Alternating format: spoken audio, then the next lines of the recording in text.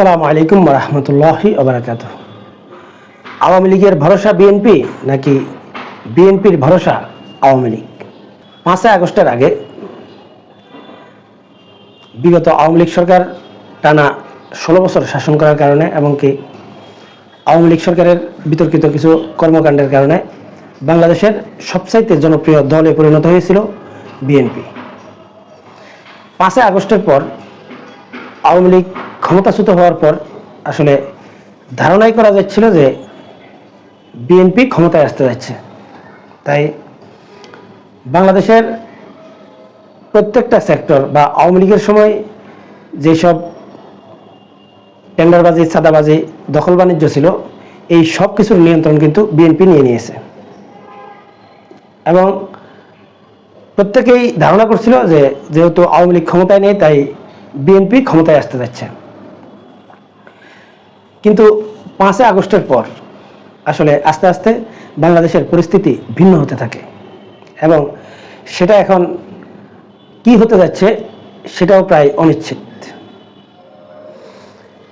BNP দাবি করে আসছে যে দ্রুত নির্বাচন দিয়ে নির্বাচিত যেই সরকার হবে সেই সরকারের কাছে ক্ষমতা হস্তান্তর করতে, এবং 5 আগস্ট এই আওয়ামী লীগ সরকারের পতনের পিছনে যারা নেতৃত্ব দিয়েছে যেসব ছাত্র নেতারা, তাদের দাবি হচ্ছে আগে সংস্কার তারপর নির্বাচন। ডক্টর ইউনূস সরকার ঘোষণা দিয়েছে যদি স্বল্প পরিসরে সংস্কার হয় তাহলে 2025-এর শেষের দিকে নির্বাচন হবে, আর যদি সব সংস্কার করে নির্বাচন দিতে হয় তাহলে 2026 সালে মাঝামাঝিতে আসলে নির্বাচন দিবে। তাই বিএনপির দাবিও হচ্ছে যে দ্রুত নির্বাচন, কিন্তু বিএনপি শেষ পর্যন্ত দাবি করেছে যে 2025-এর শেষের দিকে আসলে নির্বাচন দিতে হবে এবং কি নির্বাচনের রোডম্যাপ আসলে এখনই কিন্তু ঘোষণা করতে হবে। যদি রোডম্যাপ ঘোষণা না করে তাহলে ঈদের পর থেকেই আসলে বিএনপি আন্দোলনে নামবে। কিন্তু ঈদও চলে গেল, কিন্তু বিএনপির সেই ঈদের পরের আন্দোলন আমরা এবারও কিন্তু দেখতে পাইনি বা সেরকম কোনো লক্ষণ এখন পর্যন্ত দেখা যাচ্ছে না।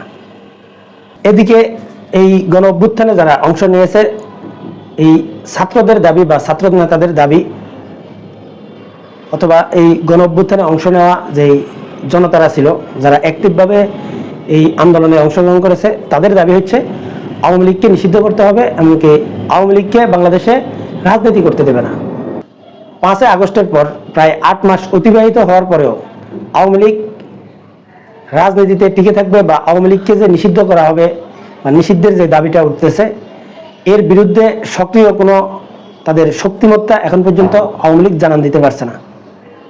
কারণ বাংলাদেশের বর্তমান যে ইউনূস সরকার রয়েছে, এই ইউনূস সরকার এবং ছাত্ররা এবং কি তাদের পিছনে আরও এই বিএনপি বলেন, জামাত বলেন, এই সব দলের নেতাকর্মীরাও কিন্তু খুব অ্যাক্টিভ, যাতে আওয়ামী লীগ মাঠে নামতে না পারে বা আওয়ামী লীগ তাদের রাজনৈতিক কর্মসূচি পালন করতে না পারে।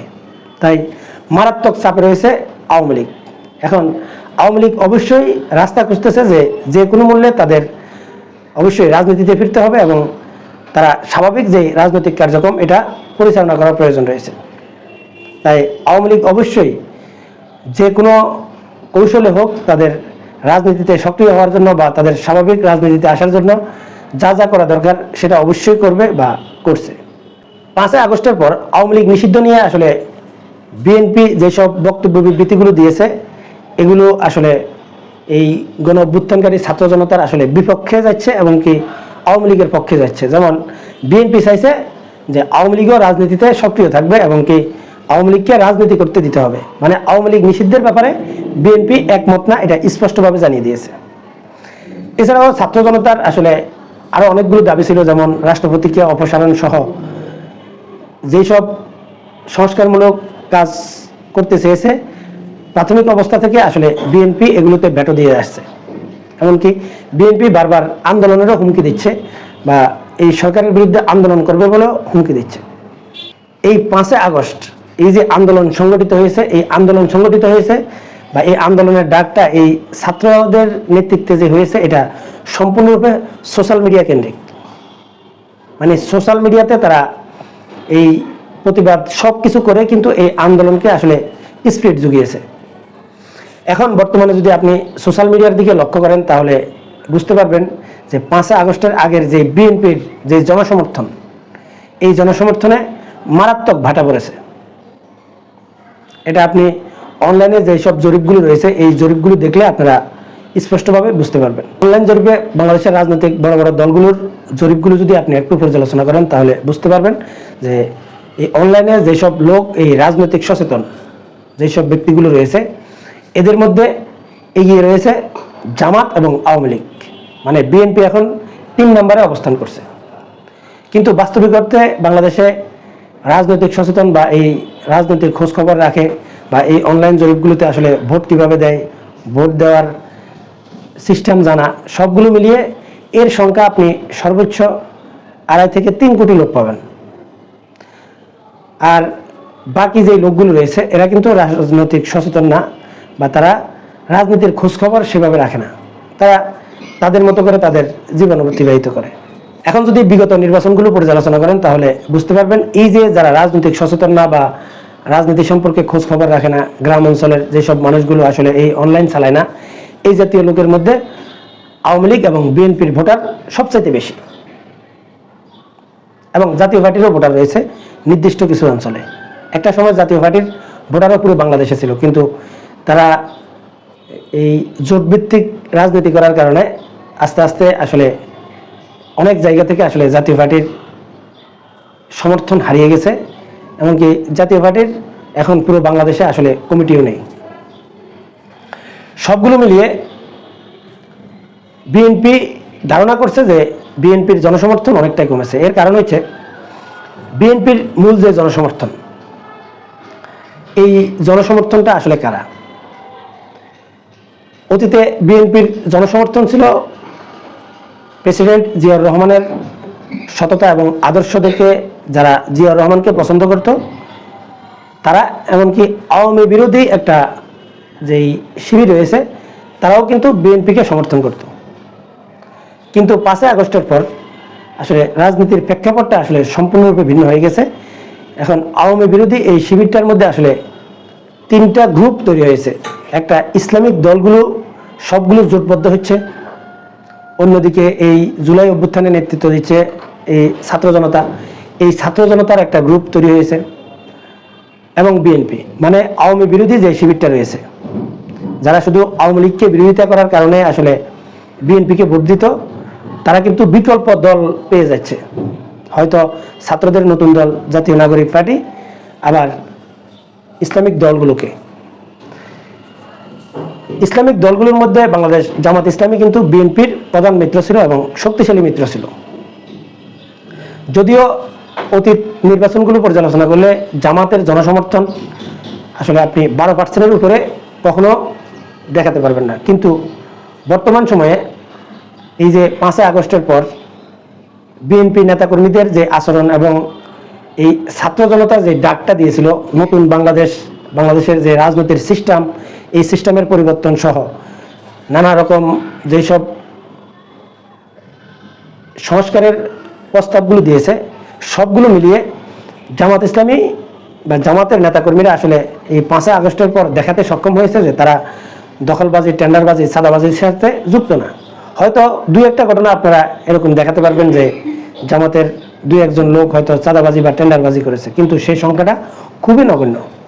বিশাল বড় দল, তাদের মধ্যে আসলে টুকটাক কিছু সমস্যা থাকবে, এটা স্বাভাবিক, কিন্তু মোটা দাগে আপনাকে বুঝতে হবে যে এই জামাতের নেতাকর্মীরা আসলে এটা প্রমাণ করতে পেরেছে যে বাংলাদেশে তারা টেন্ডারবাজি, চাঁদাবাজি, দখলবাজির মধ্যে যুক্ত না, বা জামাতের হাইকমান্ড থেকে আসলে এগুলোকে প্রশ্রয় দিচ্ছে না। অন্যদিকে বিএনপি কতটুকু টেন্ডারবাজি, চাঁদাবাজি, দখলবাজি করছে সেটা আসলে বিশ্লেষণ করার দাবি রাখে, কিন্তু বিএনপির বিরুদ্ধে আসলে প্রত্যেকটা দল মিলে আসলে একটা এরকম একটা প্রচারণা তৈরি করেছে যে বিএনপি ঠিক আওয়ামী লীগের মতোই একটা দল,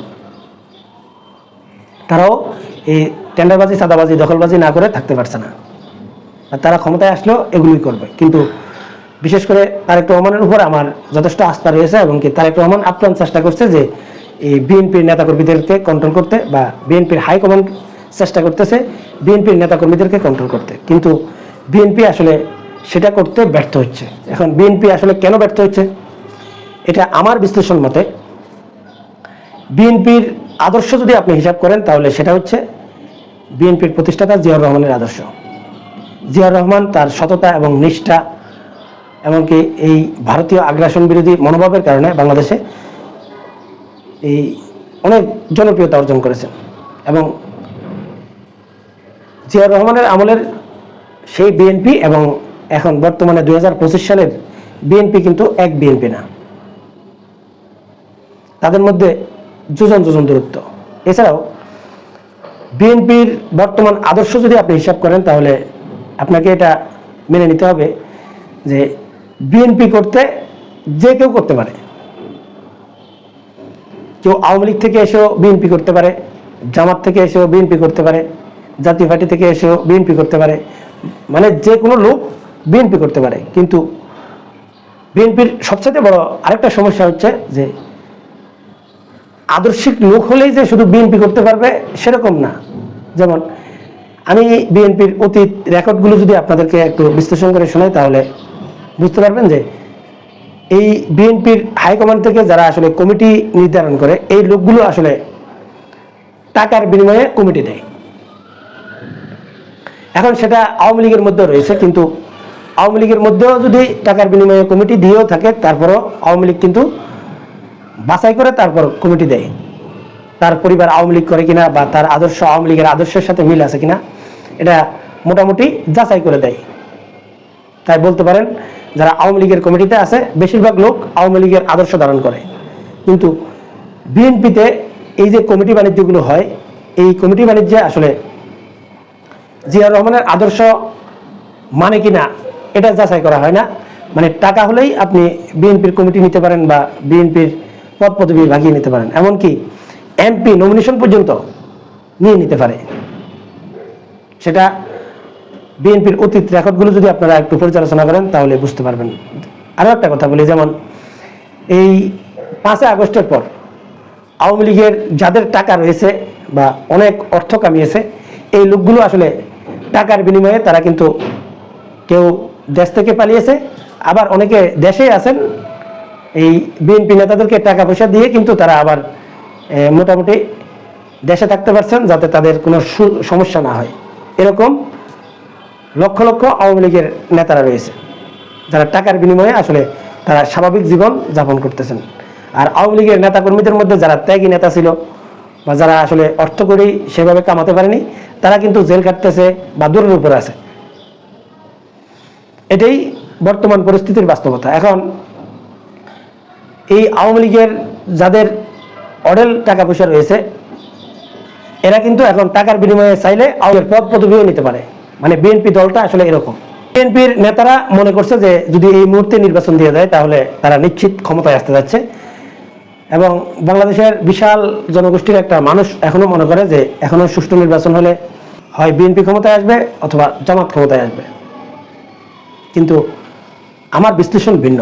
আমার বিশ্লেষণটা আজকে বা এখন বলতেছি না, কিন্তু যারা বিএনপি করেন বা বিএনপির নেতাকর্মীরা মনে করেন যে এই মুহূর্তে নির্বাচন হলে বা 2025 সালের শেষের দিকেও যদি নির্বাচন হয়ে যায় তাহলে বিএনপি হয়তো 200-র বেশি আসন পাবে না, কিন্তু সরকার গঠন করার মতো তাদের আসলে সেই আসন তারা পাবে।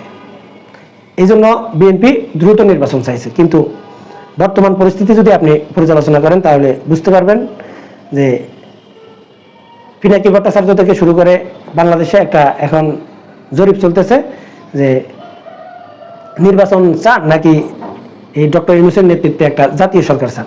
এখন দেখা যাচ্ছে যে আসলে মানুষ এখন নির্বাচন চাইছে না, ডক্টর ইউনূসের নেতৃত্বে আসলে একটা জাতীয় সরকার চাইছে। এখন ডক্টর ইউনূসের নেতৃত্বে জাতীয় সরকার হলে আসলে সেখানে বিএনপি বলেন বা অন্যান্য দলগুলো বলেন সবাই সমান সুযোগ পাওয়ার কথা। কিন্তু এখানে বিতর্কটা হচ্ছে আসলে এই জাতীয় সরকারে আওয়ামী লীগ এবং জাতীয় পার্টি থাকছে কিনা। যারা এই জাতীয় সরকারকে দাবি করছে তারা কিন্তু আওয়ামী লীগ এবং জাতীয় পার্টিকে বাদ দিয়েই জাতীয় সরকার করতে যাচ্ছে বা জাতীয় সরকার চাইছে। তারপরেও আমার এই চ্যানেলেও আমি আসলে 2 ধরনের জরিপ চালিয়েছি, আপনারা একটু জরিপগুলো দেখে আসতে পারেন। যে সেখানেও দেখা যাচ্ছে যে আসলে মানুষ নির্বাচনের চাইতে এই জাতীয় সরকারের প্রতি আগ্রহী। আমার চ্যানেলে ধারণা করা হয় বা আমি যতগুলো জরিপ চালিয়েছি প্রায় 65 থেকে 70% সবসময় আওয়ামী লীগের পক্ষে আসলে ভোট পড়ে। তাহলে বোঝা যাচ্ছে যে আওয়ামী লীগের মধ্যেও বা আওয়ামী লীগের জনসমর্থনের মধ্যেও অনেকেই চায় জাতীয় সরকার, কিন্তু সবগুলো দলকে নিয়ে আসলে তারাও এই বিগত যেভাবে আসলে এই বাংলাদেশের রাজনীতি চলেছে সেটার পরিবর্তন চাই, এমনকি সবাই মিলে একটা নতুন বাংলাদেশ বা এই রাজনীতির পরিবর্তন চাই, এটা নিশ্চিত। কারণ আপনারা আমার এই চ্যানেলের জরিপগুলো দেখলে বুঝতে পারবেন। এখন প্রশ্ন হচ্ছে, আওয়ামী লীগকে যদি আসলে স্বাভাবিক রাজনীতিতে ফিরে আসতে হয় তাহলে বিএনপিকে অবশ্যই আওয়ামী লীগের প্রয়োজন রয়েছে বলে আমি মনে করি। আবার এই ডক্টর ইউনূস বা এই বর্তমান সরকার যেভাবে আসলে লং টাইম ক্ষমতায় থাকতে চাইছে বা যে জাতীয় সরকারের রূপরেখা এখন উপস্থাপন করা হচ্ছে বা যেভাবে জনমত বৃদ্ধি পাচ্ছে, এগুলো দেখলে মনে হচ্ছে যে আগামী নির্বাচন সহসা হচ্ছে না, বা বিএনপি যেটা ধারণা করতেছে যে 2025 সালের শেষের দিকে দ্রুত নির্বাচন দিয়ে দিলে বিএনপি ক্ষমতায় আসতে যাচ্ছে, সেই স্বপ্ন বিএনপির পূরণ হচ্ছে না। এখন বিএনপি যে আন্দোলনের ডাক দিয়েছে, এখন সেই আন্দোলন যদি আসলে বেগবান করতে হয় বা জোরালো করতে হয়, তাহলে আমি মনে করি যে বিএনপি এককভাবে সেই আন্দোলনে সফল হতে পারবে না। তাই আমার কেন জানি মনে হচ্ছে যে বিএনপি যেভাবে আওয়ামী লীগের প্রতি সবকর্নার দেখাচ্ছে, তাহলে কি বিএনপি আওয়ামী লীগকে আসলে পাশে নিয়ে তারপর এই সরকারের বিরুদ্ধে আন্দোলন শুরু করবে? এখন আমি যেটা মনে করি, যদি বিএনপি সত্যিকার অর্থে আওয়ামী লীগকে নিয়ে যদি আসলে এই ডক্টর ইউনূস সরকারের বিরুদ্ধে আন্দোলন করতে যায়, তাহলে বিএনপির যারা সমর্থক রয়েছে এই সমর্থকে আসলে মারাত্মক ধস নামবে। তাই সরাসরি বিএনপি সেটা করতে পারবে না, হয়তো ভারতের সহযোগিতায় বা গোপনে যদি সেটা করে সেটা ভিন্ন কথা। কিন্তু আমি ব্যক্তিগতভাবে খালেদা জিয়াকে যেভাবে চিনি বা খালেদা জিয়ার যেই মুভমেন্ট সম্পর্কে বুঝি, যদি বিএনপি খালেদা জিয়ার এই পরামর্শে যদি আসলে এই কাজগুলো করতে যায়, তাহলে কখনো আওয়ামী লীগের সাথে আঘাত করবে না। কিন্তু তারেক রহমান আসলে এখনো এটা প্রমাণ করতে পারেনি যে তিনি আপসহীন, কারণ তিনি এখন পর্যন্ত সেরকম নেতৃত্ব আসেনি বা সেরকম কিছু দেখাতে পারেনি। এছাড়াও আপনারা যদি একটু লক্ষ্য করেন, বা আমি পূর্বে যে বলেছি, বিএনপির এই কমিটিগুলো দিতে যে আদর্শের চিন্তা না করার কারণে বিএনপির নেতা কর্মীদের মধ্যে বা বিএনপির বর্তমানে যে হাইকমান্ড রয়েছে, এরাও কিন্তু আসলে এই জিয়া পরিবারকে সঠিকভাবে মূল্যায়ন করে না, বা জিয়া পরিবারের নেতৃত্বকে আসলে তারা সবাই একনিষ্ঠভাবে মানে সেরকম দেখা যাচ্ছে না। এটা বিএনপির বড় দুর্বলতা। আপনারা দেখবেন যে বিএনপির অনেক বড় বড় নেতারা এখন উল্টাপাল্টা বক্তব্য দিচ্ছে, যেটা খালেদা জিয়ার আদর্শ বা জিয়া রহমানের আদর্শের সাথে আসলে যায় না। এখন বিএনপি যদি আসলে 5 বছর ধৈর্য ধরে এবং ডক্টর ইউনূস যদি আসলে লং টাইম ক্ষমতায় থেকে বা জাতীয় সরকার করে যদি 5 বছর ক্ষমতায় থাকার চেষ্টা করে, এর বিরুদ্ধে বিএনপি শক্তিশালী জনমত এককভাবে গড়ে তুলতে পারবে না বলে আমি মনে করি। এর কয়েকটা কারণ রয়েছে। একটা হচ্ছে, যারা আসলে রাজনৈতিক সচেতন বা রাজনীতি নিয়ে সবসময় পড়ে থাকে, এই জাতীয় লোকদের মধ্যে আসলে বিএনপির প্রতি জনসমর্থন কম। এছাড়াও আমি ব্যক্তিগতভাবে যেটা মনে করি যে বিএনপির বাংলাদেশে যেই জনসমর্থনটা রয়েছে, বা বিগত আওয়ামী লীগ সরকারের সময় যেসব বিএনপির নেতাকর্মীরা আসলে হামলা মামলার আসলে বা জুলুমের শিকার হয়েছে, এই লোকগুলো আসলে এখন এই ডক্টর ইউনূসকে আসলে পছন্দ করছে বলে আমি মনে করি। তাই ডক্টর ইউনূসের পক্ষে যারা যাচ্ছে, এরা প্রত্যেকে বিএনপি বিরোধী এরকম নয়, বা এরকম আমি মনে করি না। কারণ বিএনপির যারা আসলে খুব দ্রুত ক্ষমতায় এসে আসলে এখন টাকা পয়সা কামাতে চায়, বা বিএনপির অনেক নেতারা রয়েছে যারা বৃদ্ধ হয়ে গেছে, 5 বছর অপেক্ষা করলে তাদের আর এমপি হওয়ার সম্ভাবনা নেই, যেমন মির্জা ফখরুল ইসলাম আলমগীর সহ যেসব মুরব্বী নেতারা রয়েছেন, এই মুরব্বী নেতাদের এই আবার এমপি হওয়া, মন্ত্রী হওয়ার যে স্বপ্ন, এই স্বপ্ন সম্পূর্ণরূপে ধূলিসাৎ হয়ে যাবে। আর এই কারণে আমার মনে হয় যে সব জায়গায় তারেক রহমান কি পরামর্শ দিচ্ছে বা কি বক্তব্য দিচ্ছে সেদিকে তোয়াক্কা না করে তারা নিজেদের মতো বক্তব্য দেয়।